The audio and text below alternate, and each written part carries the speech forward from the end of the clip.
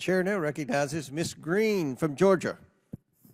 Thank you, Mr. Chairman. I think this is a very important hearing we're having today, and I'd like to take a little time to respond to some misinformation that has been spread here. Mr. Snyder, you said in your opening statement that the fact that there are neo-Nazis in the Ukrainian military is disinformation, a disinformation trope, and a Russian denazification meme.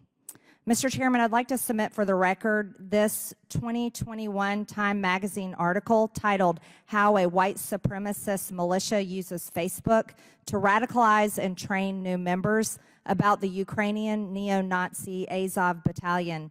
Without objections ordered. Thank you. Time also put together a piece only 3 years ago, and it's quite an extensive video that gives full information about the Nazis in Ukraine and their recruitment efforts that go all around the world. It's amazing to me that just in a few years' time, it's now considered misinformation to talk about the Nazis in Ukraine. I'd like to quote the article. It says that Ali Sufan, a security consultant and former FBI agent who has studied Azov Nazis, estimates that more than 17,000 foreign fighters have come to Ukraine over the past 6 years from 50 countries. According to Christopher Wray, the FBI director, he said that Azov has been recruiting and radicalizing and training American citizens for years.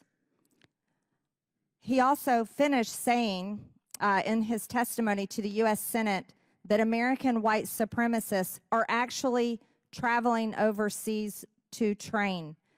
This is an extremely concerning situation. I don't think anyone in the United States government, Americans, do not support actual Nazis or white supremacists. I know I certainly do not. And I can't understand why in just a short amount of time, this information that our own American media frequently talked about is no longer talked about. I'd like to point out also, here's an NBC article stating that Ukraine's Nazi problem is real. Mr. Snyder, do you see this headline? This is NBC News.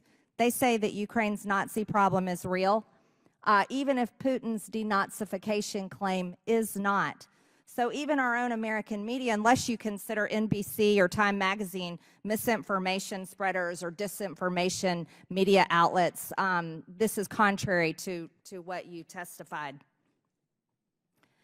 And there's frequent pictures all over. Anybody can find them of Nazis. Here they are. This looks like something you'd see out of Hitler's Germany from Ukraine.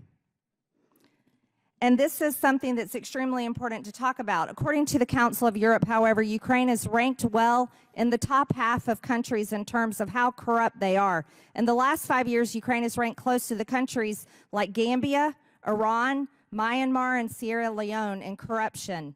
That's not very free and democratic company to keep. Ukraine has canceled their elections, arrested members of the press, not allowed different types of religion unless it goes along with the Ukrainian government. And right now, the biggest push in Washington, D.C. is to fund the Ukraine war with another $60 billion. And while we're talking about the CCP, I think it's extremely important to point out that our own wide open border is the most dangerous threat to our national security. According to CBP data, there have been 24,296 Chinese nationals enter the United States at the southern border just this year in 2024. I want you to know that's up 7,000% since Biden took office in 2021, when only 342 Chinese nationals crossed our border. When we're talking about national security and talking about threats through the United States, Congress needs to remember that our open border is the greatest threat to the American people who, by the way, Monday was tax day, April 15th, when struggling Americans pulled together to pay their taxes or filed for extensions or paid money that they just didn't have and desperately are hoping for a tax return. The United States federal government is doing everything they can here in Congress, persuading members of Congress with every lobbyist from foreign countries and groups, trying to tell us to send $100 billion overseas, and we're doing nothing for our border. So when you want to talk about misinformation, Mr. Snyder, you might actually look a little closer to American media if you don't like what they're saying. Thank you, Mr. Chairman. I yield back. Mr. Chairman, does he have the opportunity to respond to the gentlelady? Sure. Yeah. I didn't ask him a question, No, her Mr. time's Raskin. expired. You asked multiple questions. I did not ask him a question. You certainly did. You Mr. said, did you see Raskin. this? Time has expired. Gentlelady's time's expired. Chair